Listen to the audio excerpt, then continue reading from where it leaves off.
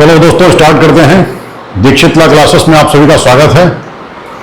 हम लोग पढ़ रहे थे मुस्लिम विधि, और मुस्लिम विधि में हम लोगों ने अभी तक पढ़ लिया था प्रॉफेट मोहम्मद साहब के बारे में। फिर जो मुस्लिम विधि का जो विकास का क्रम था वो हम लोगों ने पढ़ लिया था। उसके बाद में मुस्लिम विधि के सोर्सेस के बारे में पढ़ा था। उसके बाद में उत्तराधिकार हम लोगों ने पढ़ लिया, विवाह के बारे में पढ़ लिया, मेहर के बारे में पढ़ लिया, और आज का जो हम लोगों का टॉपिक है वो है पूर्व क्रयाधिकार, जिसको उर्दू में सुफा कहते हैं और इंग्लिश में प्री इम्सन कहते हैं। इस टॉपिक पर हम लोग चर्चा करेंगे। ये टॉपिक जो है, इसका मतलब होता है कि पूर्व क्रयाधिकार का अधिकार जो है किसी अन्य क्रेता के अपेक्षाकृत आपका उस पर जो है अधिकार वरीयता के क्रम में, जैसे कोई प्रॉपर्टी बिक रही हो और उस प्रॉपर्टी को बेचने के लिए जो विक्रेता है उसने ऐलान कर दिया है, तो उस प्रॉपर्टी को आपको जो खरीदने का जो आपका अधिकार है वो वरीयता के क्रम में है। आपको सबसे पहले उसमें प्रायोरिटी दी जाएगी। इसी को जो है हम सुफा के नाम से और पूर्व क्रयाधिकार के नाम से जानते हैं। इसके बारे में ये कहा गया है कि पूर्व क्रयाधिकार का अधिकार किसी अन्य क्रेता की वरीयता में किसी संपत्ति को क्रय करने का अधिकार है। जो भी संपत्ति बिक रही है उस संपत्ति को किसी अन्य व्यक्ति को जो खरीद रहा है उससे जो है आपका खरीदने का जो आपका क्रय करने का जो अधिकार है उसके अपेक्षाकृत आपका जो है आपको वरीयता मिलेगी और आपका अधिकार जो है वरीयता के क्रम में रखा जाएगा। अब जो पूर्व क्रयाधिकार के लिए कुछ शर्तें हैं, ये जो है विधि जब मुसलमान जो है यहां पर भारत में आने के पूर्व में ये प्रथा यहां पर अज्ञात थी। जब भारत में जो है विधि बन रही थी, मुसलमानों के आने के पूर्व भारत में यहां पर ऐसा कोई कॉन्सेप्ट नहीं था। लेकिन जब मुसलमान यहां आए और भारत में जो है इस कॉन्सेप्ट का डेवलपमेंट हुआ, बाद में पूर्व क्रयाधिकार जो है विभिन्न स्थानों में रूढ़ियों के आधार पर हिंदुओं के द्वारा भी स्वीकार किया गया। उसके बाद में इसका अधिकार का विस्तार हुआ और विस्तार इस हद तक हुआ कि इस कॉन्सेप्ट को गवर्नमेंट ने यानी विधायन ने, संसद ने भी इसको स्वीकार किया और इस पे जो है कई सारे एक्ट भी बनाए। बिहार, गुजरात के भागों में सूरत, भड़ौच, गोधरा और अहमदाबाद में हिंदू रूढ़ि द्वारा पूर्व क्रयाधिकार की मुस्लिम विधि को अंगीकार किया। तो जब ये कॉन्सेप्ट जो है, जो पूर्व क्रयाधिकार की विधि का कॉन्सेप्ट है, मुसलमानों के यहाँ आने के पूर्व भारत में नहीं था। लेकिन जब भारत में मुस्लिम आए और इस कॉन्सेप्ट को उन्होंने यहाँ पर उसका प्रचार प्रसार किया और उनके द्वारा ये कॉन्सेप्ट अपनाया जा रहा था, तो इसको देख करके जो है हिंदुओं के द्वारा भी इस कॉन्सेप्ट को अपनाया गया, इस कॉन्सेप्ट को स्वीकार किया गया। फिर जब कानून का डेवलपमेंट हो रहा था, जब मुस्लिम विधि बन रही थी और कानून का डेवलपमेंट हो रहा था, विधायन के द्वारा जो है स्टेट में कानून बनाया जा रहा था, तो उस टाइम पर गवर्नमेंट ने जो है, विधायन ने जो है, संसद ने जो है, सरकार ने भी कई सारे एक्ट बनाए, जिसमें से मुख्य रूप से पंजाब पूर्व क्रयाधिकार अधिनियम 1913 का अधिनियम है, ये अवध विधि अधिनियम, आगरा पूर्व क्रयाधिकार अधिनियम, रीवा राज्य पूर्व क्रयाधिकार अधिनियम, बरार भू राजस्व संहिता पूर्व क्रयाधिकार के नियमों को जो है ये अभिकथित करते हैं और ये उसको जो है लागू करते हैं। ये उसके बारे में जो है बताते हैं। जो मुस्लिम तथा गैर मुस्लिम को लागू किए थे, ये जो एक्ट बनाया गया था, जो गवर्नमेंट के द्वारा, जो विधायन के द्वारा ये जो एक्ट बनाया गया था, इसमें मुस्लिम और गैर मुस्लिम को लागू किया गया था। और पूर्व क्रयाधिकार का जो अधिकार भी जो है ये संविदा द्वारा उद्भूत होता है। अब पूर्व क्रयाधिकार का जो है अधिकार कब उत्पन्न होता है, इसके बारे में हम लोग जानेंगे। पूर्व क्रयाधिकार का अधिकार जो है ये तब उत्पन्न होता है जब कोई व्यक्ति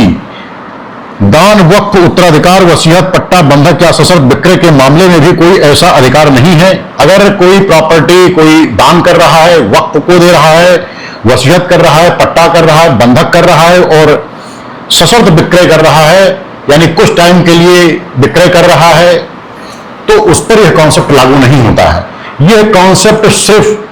विक्रय पर लागू होता है। जब कोई भी व्यक्ति अपनी प्रॉपर्टी को बेचना चाहता है,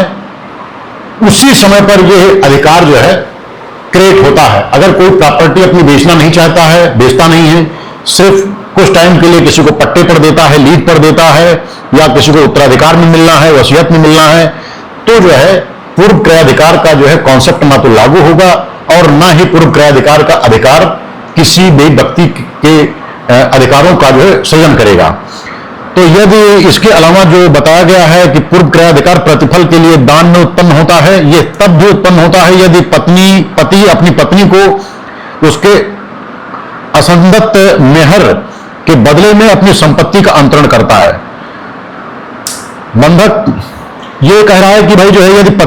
पति अपनी पत्नी को मेहर के बदले में अपनी संपत्ति का अंतरण करता है तो भी उत्पन्न होता है। अगर प्रॉपर्टी को कहने का मतलब है, अगर कोई पति है वो अपनी प्रॉपर्टी को एक प्रकार से उसका कुछ मेहर का पैसा बाकी था और उस मेहर के पैसे के एवज में अपनी प्रॉपर्टी को ट्रांसफर कर रहा है, यानी बेच रहा है, यानी अपनी पत्नी को दे रहा है, तो एक प्रकार से ये एक सेल हो गया, एक प्रकार से ये एक विक्रय हो गया और उस पर जो है उस पर पूर्व क्रयाधिकार का कॉन्सेप्ट लागू होगा। अगर उसको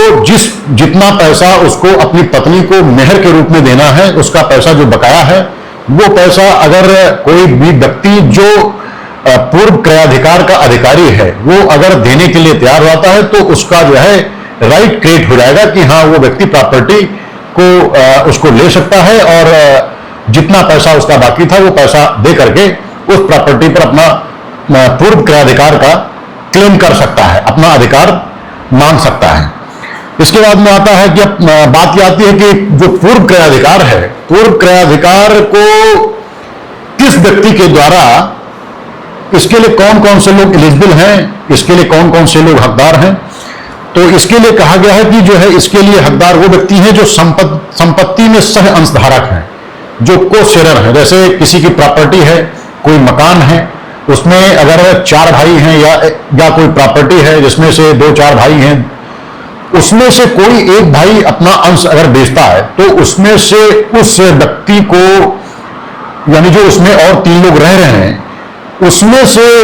जिसकी प्रॉपर्टी से वो सटी हुई प्रॉपर्टी है, जिसकी प्रॉपर्टी से संलग्न है प्रॉपर्टी, उसको जो है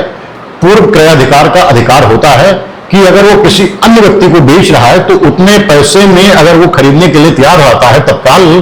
तो उसका यह अधिकार होगा कि सबसे पहले उसको उस प्रॉपर्टी को खरीदने का उसका अपना अधिकार होगा। अब दूसरा आता है कि उन्मुक्तियों और अनुबंधों में भागीदार, अगर कोई ड्यूज है, पर्टिकुलर कोई इम्यूनिटीज एंड जो है इम्यूनिटीज एंड अपेंडेजेज है, यानी उन्मुक्तियों और अनुबंधों में भागीदार,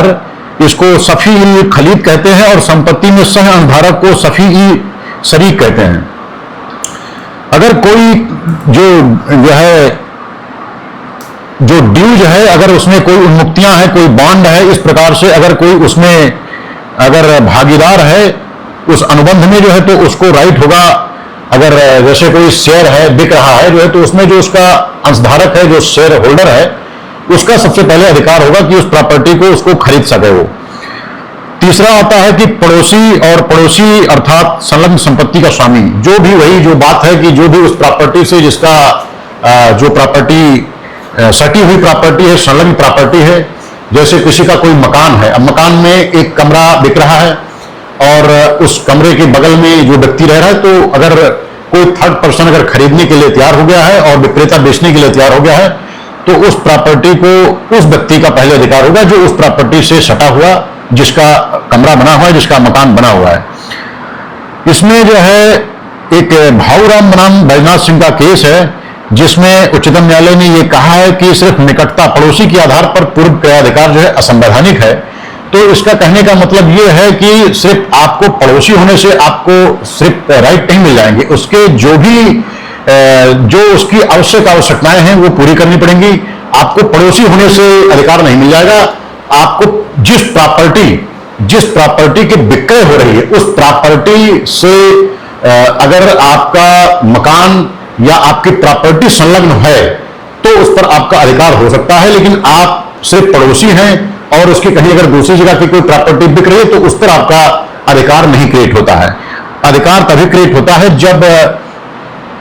जो प्रॉपर्टी बिक रही हो उस प्रॉपर्टी से कोई भी व्यक्ति उसका संलग्न, उसका ओनर हो, बगल में हो, को शेयर हो, सह खातेदार हो उस प्रॉपर्टी का, तो उसी का अधिकार बनता है। अब अधिकार बनता है तो इसके लिए भी कुछ आप अपने अधिकार को, ये नहीं है कि आपका अधिकार बनता है तो आपको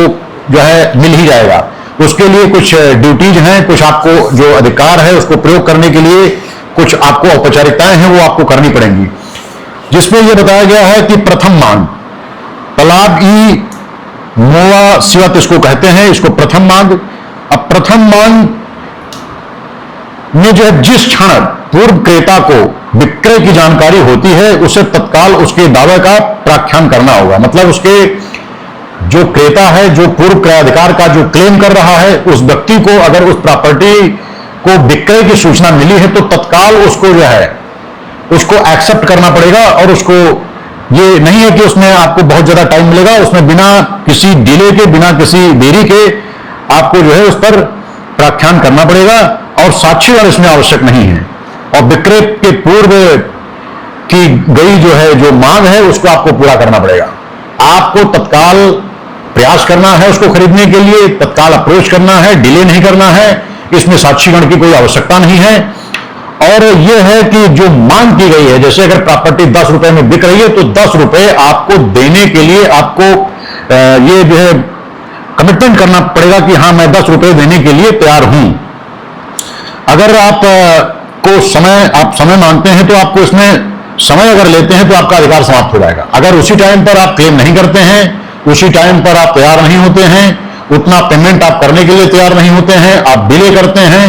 तो आपका जो है अधिकार समाप्त हो जाएगा। इस संबंध में एक जरफान खान बनाम जब्बार मी का एक केस है 1884 का, ये कलकत्ता हाई कोर्ट का है। इसमें कहा गया है कि पूर्व क्रेता उसके घर के किए गए विक्रय को सुनने पर, अब आपको विक्रय की जानकारी हो गई, विक्रय की जब जानकारी होती है तो तुरंत आप उस पर क्लेम नहीं करते हैं, आप चले आते हैं, अपना काम करते हैं, आप अपना तिजोरी खोलते हैं, तिजोरी खोलने के बाद पैसा निकालते हैं, पैसा निकालने के बाद में आप ले आते हैं और पैसा निकालने के बाद में आप वापस लाते हैं। तो इसको कहा है कि जो है ये चूंकि ये डिले किया गया है और इस डिले को जो है जस्टिफाइड नहीं माना गया और विलंब अनावश्यक था, इसलिए पूर्व क्रेता अपना अधिकार खो देता है। अगर आप डिले करते हैं तो आपका अधिकार जो है वो आपका खत्म हो जाएगा। फिर आता है कि दूसरी मांग, ये साक्ष्यों की सहायता से मांग की जाती है। पहले वाले में आपको स्वयं क्लेम कर देना है, आपको साक्षी की जरूरत नहीं है, किसी के सामने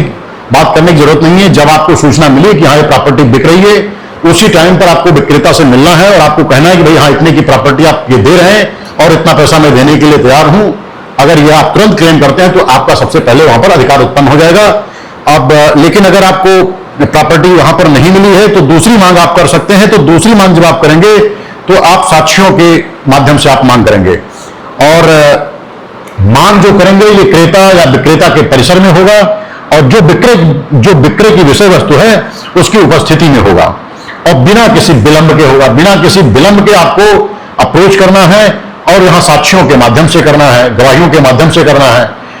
उसके बाद में जो है जो प्रॉपर्टी है, जो लैंड है, जो है जिसका क्लेम किया जा रहा है, जो विक्रय की विषय वस्तु है या क्रेता का या विक्रेता का परिसर है, उसमें जो है ये बात रखी जा सकती है और बिना विलंब के रखी जा सकती है कि जो प्रथम मांग की गई थी उसकी पुष्टि कर दी जाए और हम पैसा देने के लिए, हम खरीदने के लिए तैयार हैं। तीसरी बात आती है कि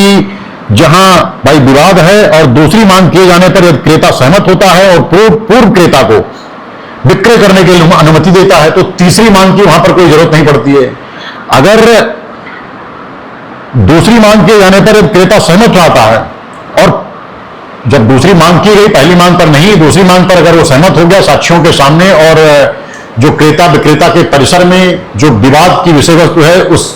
लैंड पर या उस अराजी पर अगर बातचीत हुई और उसने अगर सहमति दे दी है